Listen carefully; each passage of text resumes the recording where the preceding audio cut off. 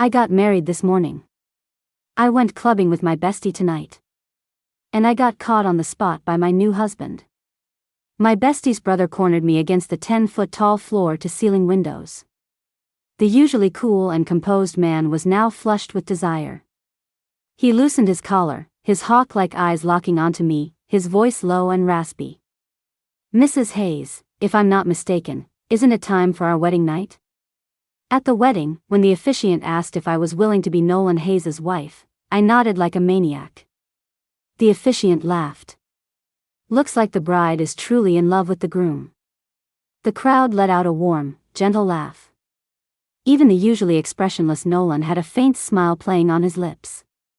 But honestly, my mind was elsewhere. The moment Nolan slipped the ring onto my finger, I turned to lock eyes with Bella in the audience. "Bestie. We're finally locked in for life." After the wedding, as the guests left, Nolan changed out of his bright wedding attire and into a charcoal gray suit. He walked over to me. "I have an important meeting in a bit." "Go ahead," I said, waving a magnanimous hand. "Don't worry about me." He frowned slightly.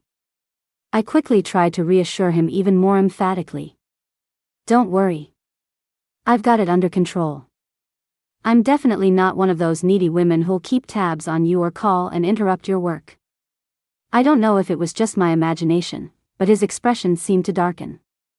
"But can I ask what time you'll be home? Should I leave a light on for you?" I asked cautiously. His mood inexplicably lightened again. "No need. I'll be working very late tonight. You can go to bed first." With that, he gave me a nod and left. The second his back was out of sight, I spun around, threw my arm over Bella's shoulders, and made a mad dash for the door. "Quick, quick. Your brother just left, and he's probably not coming back tonight. Let's hurry to that new bar. If we wait any longer, all the good booths will be taken." Half an hour later, me in a sexy, low-cut camisole and Bella in a deep V romper were sitting arm in arm in a VIP booth at the Onyx Lounge. I had my arm around a 6 feet 2 inches college athlete with an 8-pack, while she had a cute 20-year-old college guy leaning on her right. We caught each other's eyes, smiled, and raised our glasses, celebrating the fact that our partnership in crime had finally made us sisters-in-law. The cute college guy was a smooth talker, making Bella laugh non-stop. I ran my hand over the athlete's muscular forearm, took a sip of my drink, and adopted a profound expression. I've gotta say, going clubbing after getting married just hits different. Hearing that I was married, the expressions on the college guy and the athlete changed. Even the bartender, who was wiping glasses nearby, looked up at me with curiosity. Bella quickly jumped in. "What? Feeling guilty? Don't be. Why would you hold back with my brother? Relax and have fun. Your marriage is just a formality, he won't control you." I shook my head. "No. You don't get it. Going clubbing after you're married has the thrill of an affair." Bella stared at me for a second, then burst out laughing. "And here I was worried you'd feel bad. Lily, that is so you." "Darling, I married your brother all for you," I said, looking at Bella with deep affection. "I endured marrying that ice king just so I'd have a legitimate excuse to stick with you all the time." Bella took a freshly mixed drink from the bartender. "See? Didn't I tell you? Marrying my brother is a great deal. Look, not only does no one bother us now, but our allowances have doubled, and you can use his black card. It doesn't get much better than this." I also took a drink from the bartender. For some reason, he was looking at me with a smirk. "So, where are we heading after this?" I took a sip. It was sweet, probably not very strong. These two guys are kind of boring. I heard the talent upstairs is higher quality, they have all types. "Want to go check it out?" Bella suggested. My interest was immediately piqued. I leaned against the bar and smiled at the bartender. "Hey, handsome. How do we get upstairs? Your tab for the evening has already qualified you both for the second floor." The bartender produced 2 keys as if by magic. The only rule is that it's one person per room. You have to play separately. Are you two ladies okay with that? Bella and I looked at each other. We came together. Can't we be in the same room? The bartender shook his head. The guys upstairs are all new to the business and really shy. Multiple clients can scare them. Newbies, huh? Now this was exciting. The image of a sweet-looking boy tearfully telling me about his gambling dad, sick mom, little brother in school, and his own broken heart flashed through my mind. What's not to be okay with? Bella, let's go. Let's check it out. Bella and I went into adjacent rooms. A staff member told me I'd have to wait a little. The guy from my room was just changing. I leaned back on the sofa, bored, and suddenly felt a little dizzy. That's weird. I haven't had that much to drink. Just then, I heard the door click open. Someone with very light footsteps walked in. Such quiet steps. He must be pretty thin. I pictured a cute, wide-eyed boy, innocent and sweet as a bunny, and my heart instantly softened. The scolding words I prepared came out less like a complaint and more like a playful pout. What took you so long? I've been waiting forever. The person didn't speak but walked step by step toward me. A shadow fell over me like a dark cloud. That's when I realized something was off. My alcohol-fogged brain slowly registered as I lifted my head. In that instant, my pupils constricted, and my heart nearly stopped. It was him. The man who had stood before witnesses just this morning and vowed to be my husband was now standing silently in front of me. I didn't know if my eyes were playing tricks on me, but he almost looked hurt. Nolan? Seeing him was like seeing a ghost. I shot up and scrambled over to the window. What are you doing here? Don't you have a meeting? It is currently. He glanced at his watch. 11 p.m. Even Scrooge would have let his employees go home by now. Oh, you're off work, I said with an awkward laugh. What a coincidence. You like to hit the bars after work, too. The man let out a humorless laugh. Sorry, I don't drink. He cornered me, forcing me to back away. Then what are you doing in a bar if you don't drink? Oh. I know. Are you planning to acquire this place? The great Mr. Hayes is still working on an acquisition at 11 p.m. You work so hard. Are you playing dumb, or do you really not get it?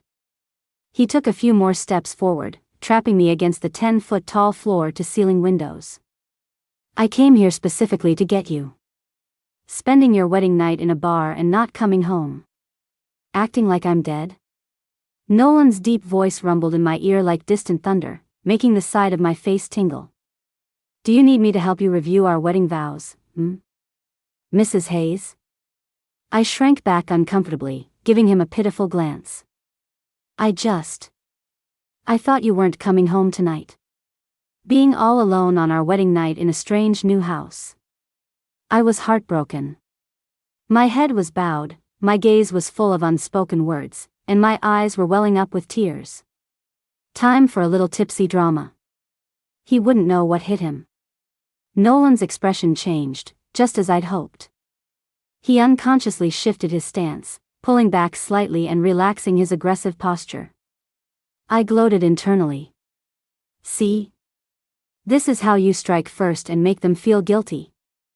Suddenly, he leaned in closer, startling me.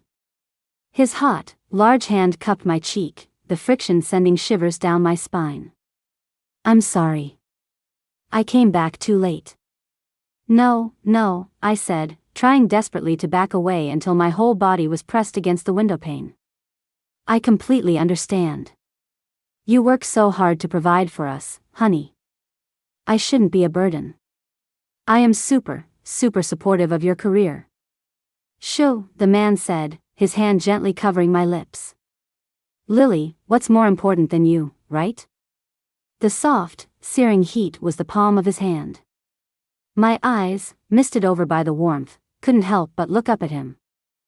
The usually cool and composed man was now flushed with desire. He loosened his collar, his hawk-like eyes locking onto me, his voice low and raspy.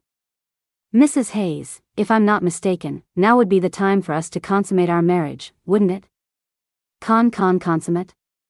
I was completely stunned. I definitely didn't think this part through when I agreed to marry Nolan. His hand tucked a stray strand of hair behind my ear. "We had our wedding today, we made our vows in front of everyone, we got the marriage license, and the state legally recognizes it. Of course we have to consummate it." "No," I blurted out. He paused, looking at me, confused.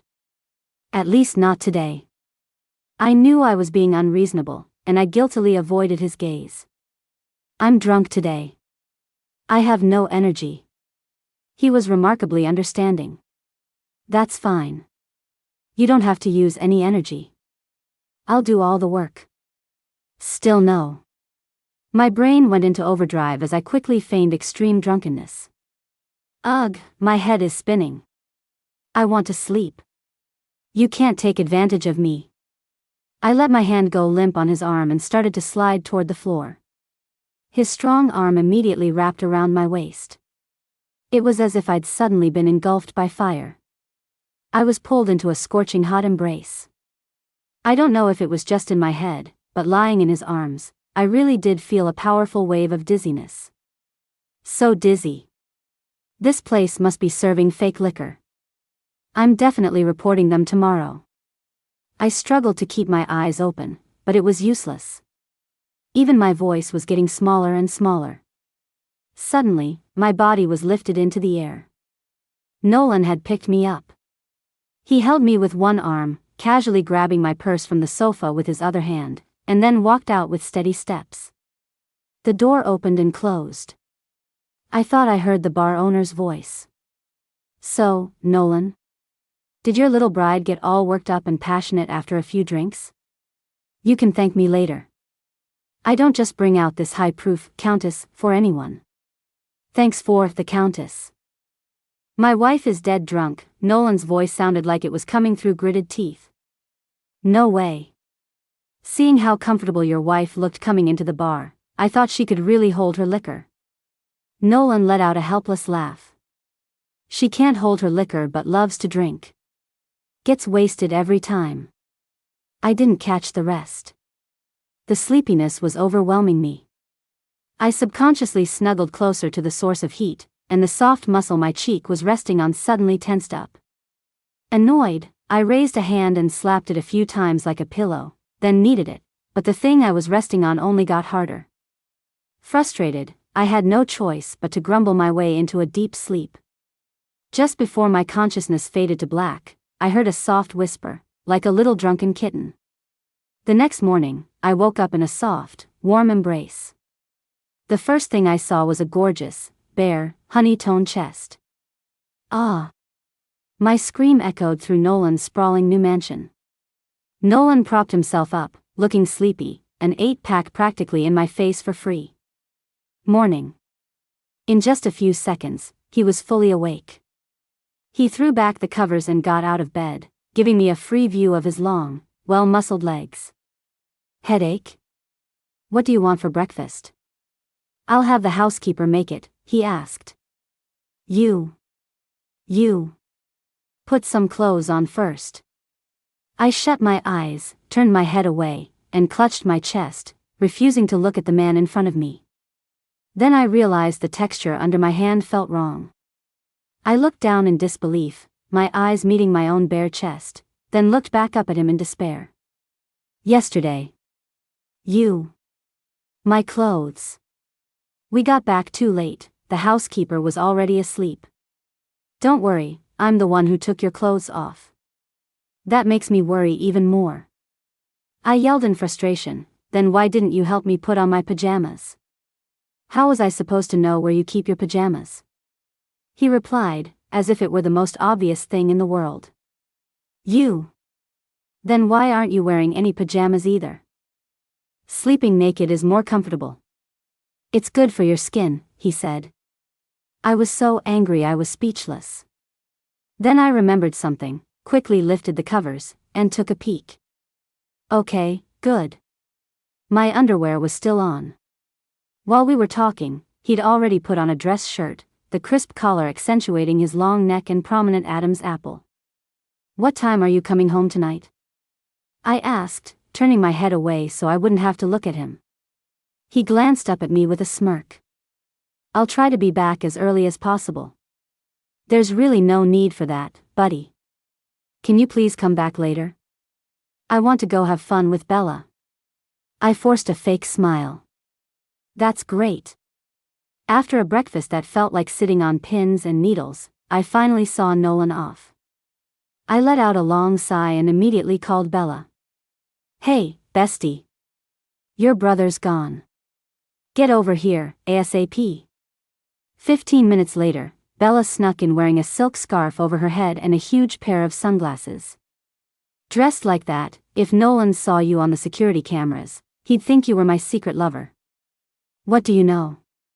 My brother was furious last night. He froze 3 of my credit cards in one go and ordered me not to see you again. He said if I showed my face here one more time, he'd freeze my last card too." Bella flopped onto the sofa, her expression full of indignation. "All I did was take my new sister-in-law to a bar on her wedding night. Was that really necessary?" "I know, right?" I roared along with her. "He wasn't even in the picture when we were out picking up guys together." Bella's phone buzzed twice. She glanced at it and let out a wail.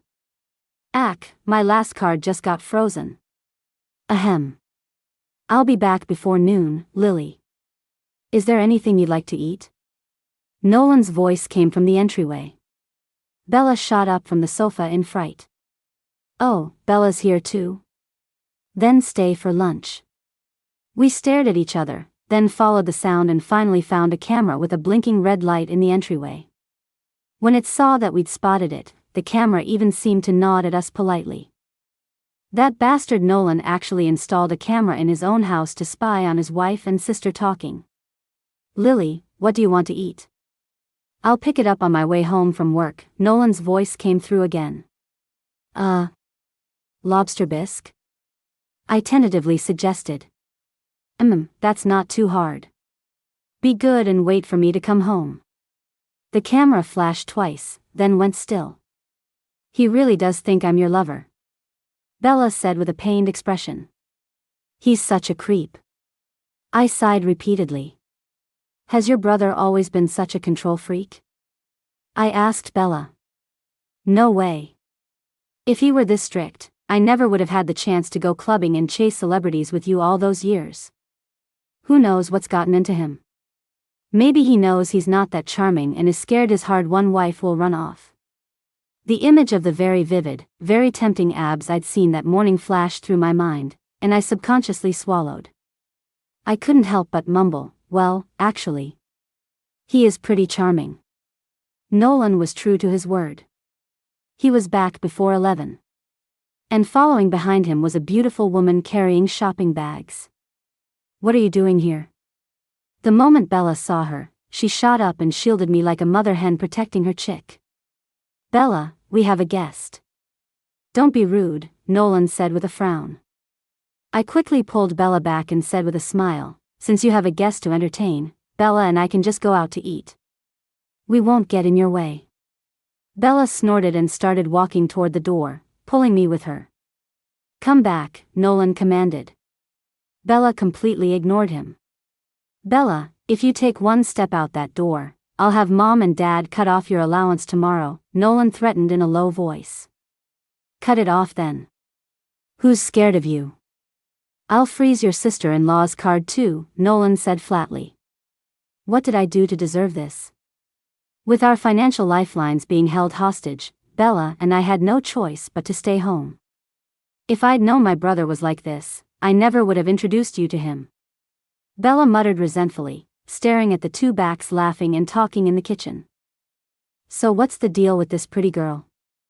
I asked curiously. "Her name is Isabella. She's the daughter of my parents' friends and has had a crush on Nolan since we were kids. She was always jealous that I got to be around him all the time, so she was constantly picking on me and saying weird, provocative things." Bella looked down, her expression dark. And your brother is still so close with her?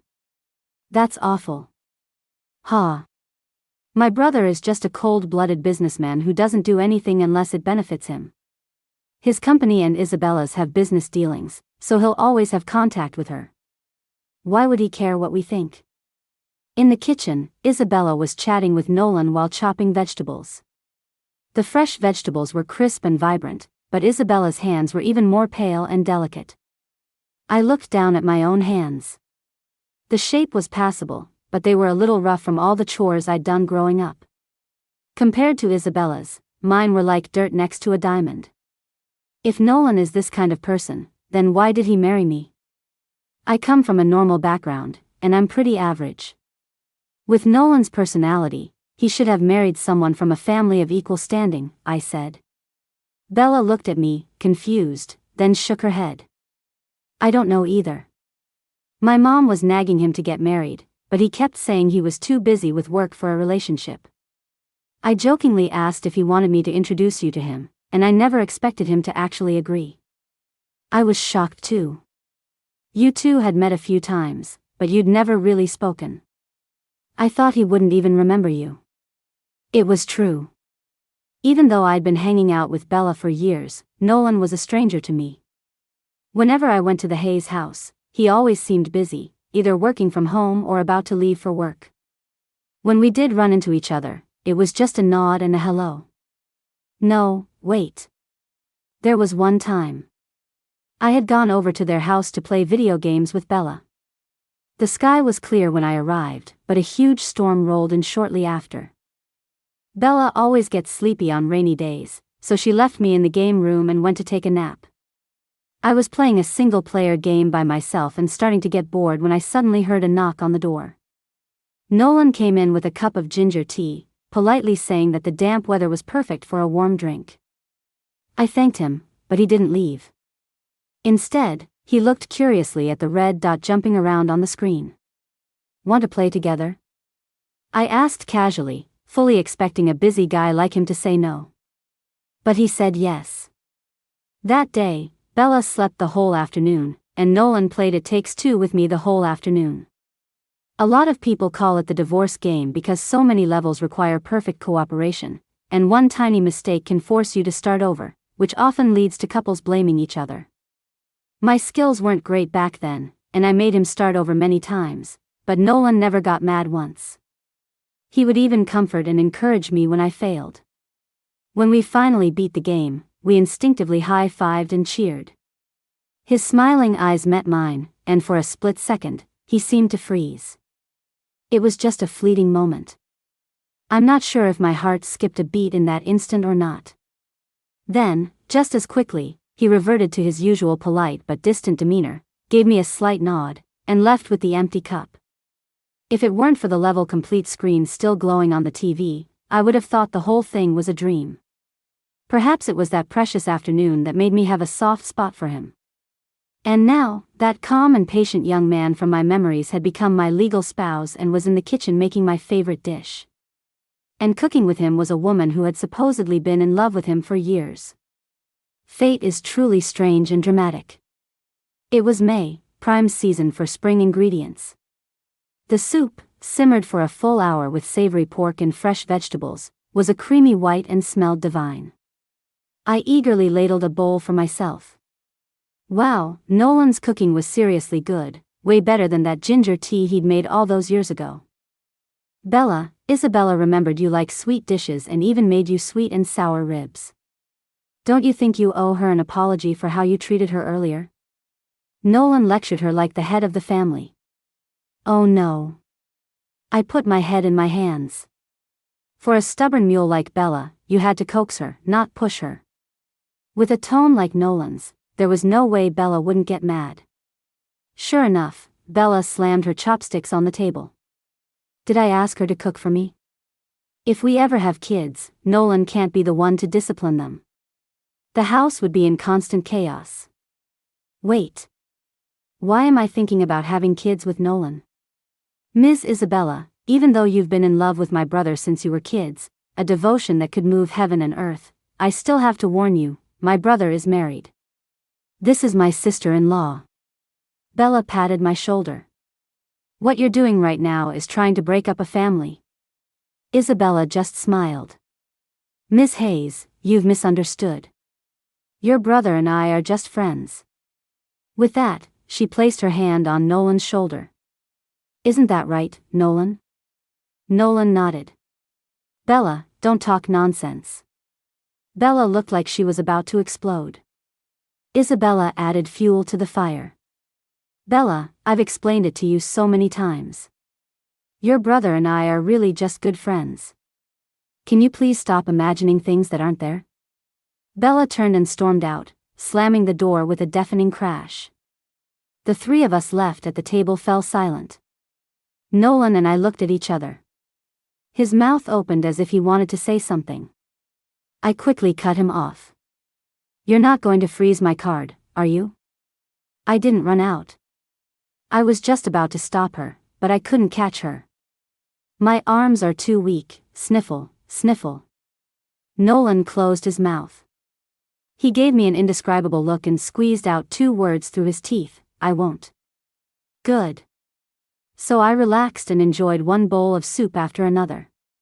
She still hates me so much, Isabella said suddenly, looking a little dejected. Nolan comforted her. It's okay. She'll accept you one day. I hope so, Isabella said, her voice filled with weariness. Stop drinking soup and eat some rice, or you'll be hungry later tonight. Nolan pressed down on my hand holding the spoon and put a scoop of rice in my bowl. Lily, can I call you that? Isabella suddenly struck up a conversation with me. Oh, of course, I said, picking up a piece of sweet and sour rib. Isabella's cooking was pretty good too. Do you know why Bella is so close with you? She asked. Probably because we just get along well. What do you two do for fun when you hang out? Games? Fandoms? Bars? Guys? I racked my brain. Just the usual stuff normal girls like. At the mention of guys, Nolan's face turned a little green. Isabella fell into thought. After Isabella left, Nolan put the dishes in the dishwasher. He had given the housekeeper the day off, so the entire mansion was empty. I shuffled over to him. Dinner was delicious today. Thank you. He didn't even turn to look at me. Thank who? You. Who am I? What kind of weird question was that? Nolan? He sighed, closed the dishwasher, and turned around. You should say, thank you, honey. Silly. His face was very close. The kitchen window was open, and the gentle late spring breeze, warm and fragrant with flowers, made his long eyelashes flutter. I felt my heart fluttering wildly too. One of his hands cupped the back of my head, while the other caressed my cheek. His large hands, just cooled by icy water, were now perfectly, delicately cool against my skin. Do you know why I gave the housekeeper the day off today? He murmured, staring at me. Why? My voice had become a whisper. Because when I want to make love to you. He leaned down and kissed me. I want it to be just you and me in our home. I was almost breathless from his kiss, my body continuously sliding down. He caught my waist with both hands, lifted me up, and set me on the marble countertop. He held me close, my back pressed against the cool ceramic tiles. Ice cold behind me, but the embrace in front of me grew hotter and hotter. How many times do I have to teach you to call me honey, As he spoke, he kissed me again. This time the kiss was rough, possessive, as if he wanted to devour me whole. It's cold. I complained breathlessly, feeling wronged. He stopped, resting his forehead against mine, both of us panting heavily. Then, he swept me up in his arms and carried me toward the bedroom. For the entire afternoon and into the night, he led me in a dance of passion. It started tamely enough in bed, but soon we moved to the floor-to-ceiling windows, the dining table, the sofa. When night fell, he even wanted to carry me out to the swing in the garden. I clung to the doorframe, refusing to budge, and only then did he reluctantly give up. By the end, I was practically a puddle of jelly, draped over his arm. He held me, satisfied, wrapping me tightly in the blanket in his arms, then leaned down to kiss my forehead again and again. "Sleep," he whispered, turning off the light. The room fell into darkness. I was out like a light. When I woke up the next day, I was still in Nolan's arms. I opened my eyes to see his chest covered in marks, and a sense of pride washed over me, knowing they were my handiwork. One of his arms was pillowed under my head, the other resting on my waist. The moment I moved, he woke up. "Morning, Mrs. Hayes," he said, his voice still thick with sleep and unexpectedly sexy. "Morning," I said, looking up at him. He watched me, as if he were waiting for something. "Honey," I couldn't resist. I leaned in and kissed one of the marks on his chest. His eyes lit up. He kissed me back, then got up to change. "I might be busy today. I'll try to get back as early as I can. Be good and wait for me at home." Bella arrived, timing her entrance perfectly with Nolan's departure.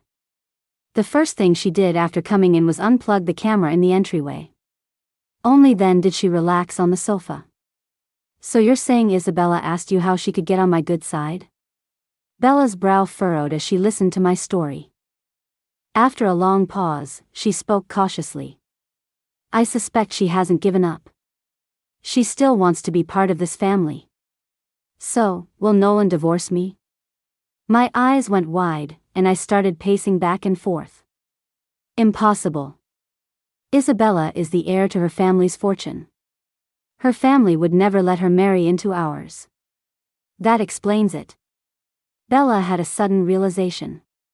"That's why Nolan agreed so quickly when he heard he was marrying you. He must have liked Isabella all along, but since he couldn't marry her, he found someone easy to fool so you wouldn't get in their way. What a shameless pair. This makes me so mad." Bella seethed. "Lily, listen to me. If he gets to have his fun on the side, you can't shortchange yourself. Let's go. We're going to the bar." The moment I heard bar, I completely forgot Nolan's morning instructions and happily linked arms with Bella to head out. We went back to the same bar. After all, you have to get back on the horse that threw you. The bar was nearly empty during the day. Chairs were stacked on tables, and the bartender from last time was lazily flicking a lighter at the counter. When he saw us walk in, his face stiffened. "Welcome. What can I get for you?" "The handsome, masked guy who was talking to me last time, is he here today?" Bella asked. I'll have to call and check," the bartender said hesitantly. "And for this lady?" "I'll have the college guy I missed out on last time," I said. "And get us a few bottles of something low alcohol. Last time was too strong." "Right away." I don't know if it was just my imagination, but the bartender's mouth twitched slightly. "What handsome guy? How come you didn't tell me?" I asked, curious. "So much has been going on, I didn't get a chance to tell you," Bella said excitedly. It was that night. This tall, skinny guy came in. His voice was all raspy and magnetic, and he had long hair, even smoother than yours. It's a shame he was wearing a mask, so I don't know what he looks like. I'm determined to make him take it off willingly today. "You go, girl." The door closed, and the room darkened slightly. Once again, I was sitting alone on the sofa, just like on my wedding night. What kind of cute guy would it be this time? I heard footsteps, light and springy. Sounded like sneakers. Right, college guys love sneakers. Youthful and cool. I started to imagine long, straight legs, a big, baggy hoodie, a bright, smiling face. The door opened. I eagerly looked over. White sneakers, light gray sweatpants, a lavender hoodie, exactly as I'd imagined. "Ma'am, your drink." A pair of long, slender hands offered me a glass, and the beautiful young man spoke with Nolan's voice. I was so shocked I almost fell off the sofa. Nolan quickly helped me up. You. How did you know I was here?" Nolan sighed. The owner of this bar is a friend of mine. If you recall, we even toasted him at our wedding. The owner? That bartender? He did look vaguely familiar. No wonder Nolan showed up so quickly last time. There was a traitor in our midst. Ms. Lily, weren't you looking for an innocent college boy? Are you satisfied with this one? Nolan stood up and did a little spin in front of me. Satisfied. Satisfied. Very satisfied. How could I dare say I wasn't? Nolan picked up the drink and held it to my lips. Then please drink up and help me boost my sales. I still have a gambling dad, a sick mom, and a good-for-nothing sister to support. Wait. Before I could refuse, the cold liquid slid down my throat, igniting a hot spark. A trickle of it escaped the corner of my mouth.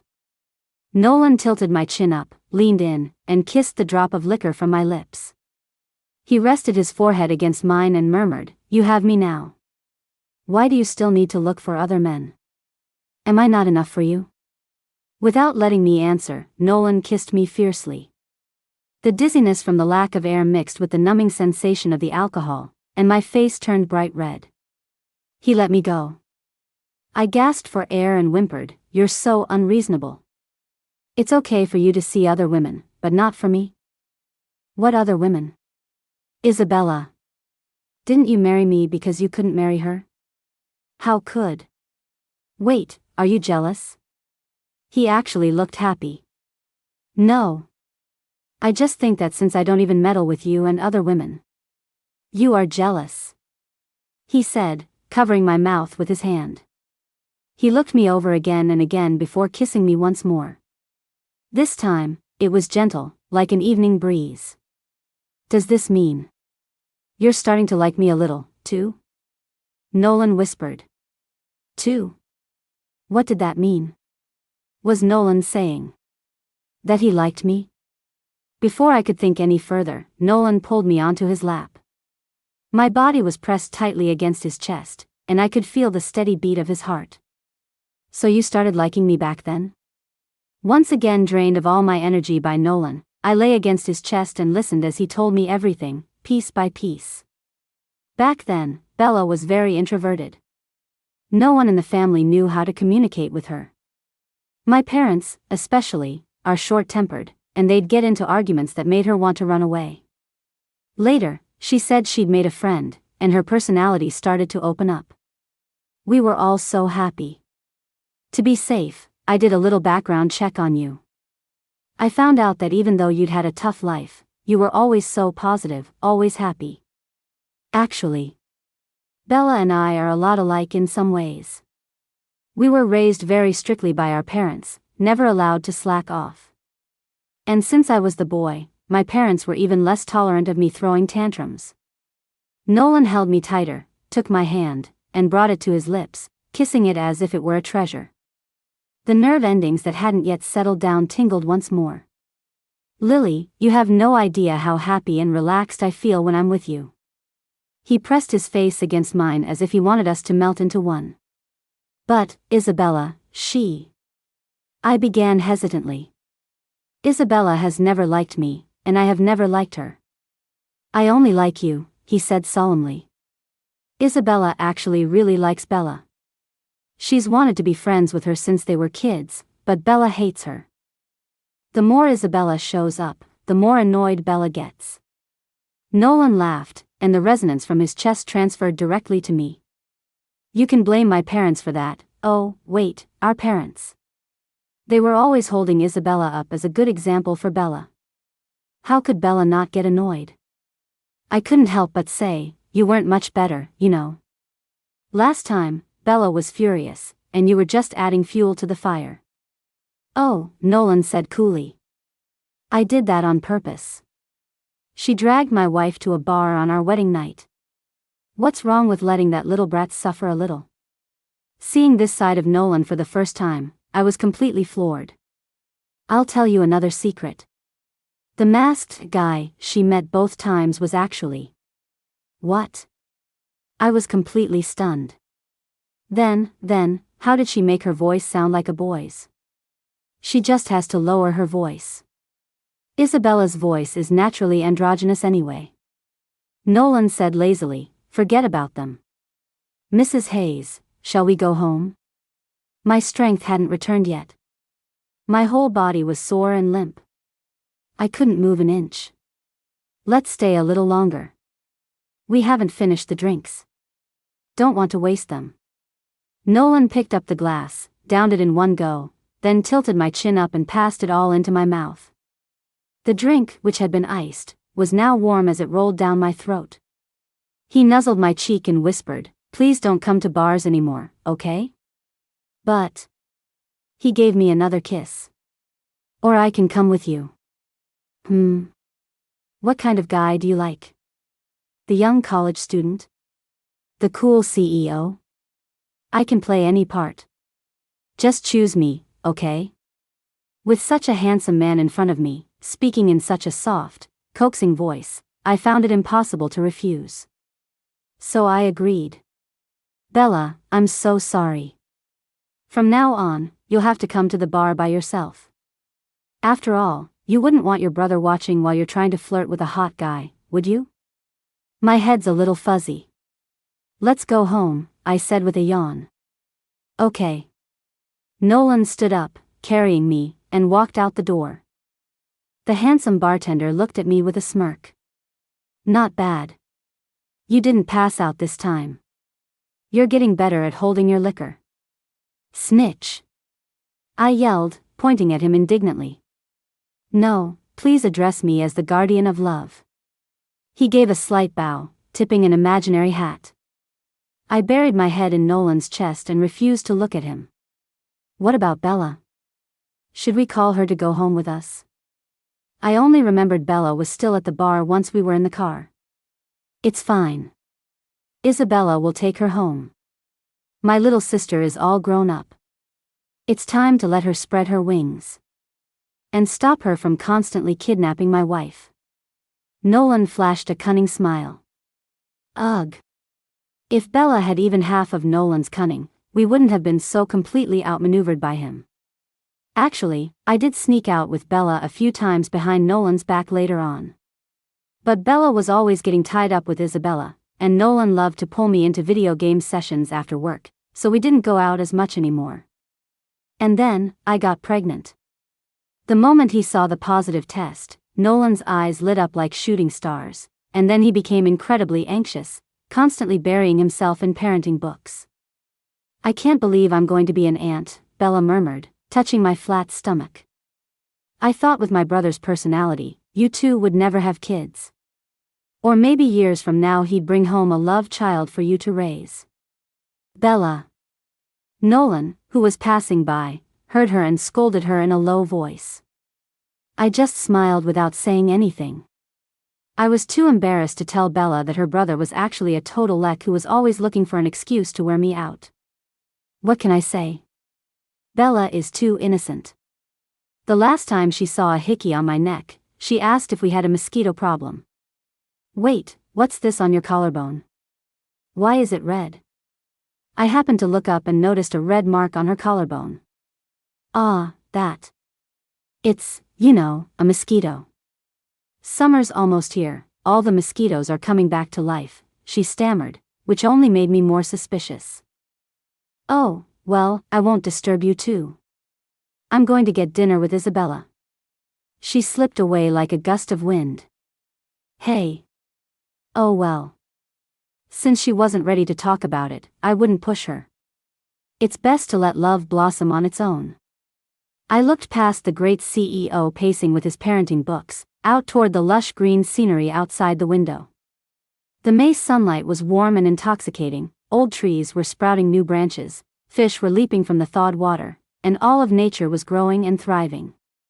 Everything was falling into its perfect place.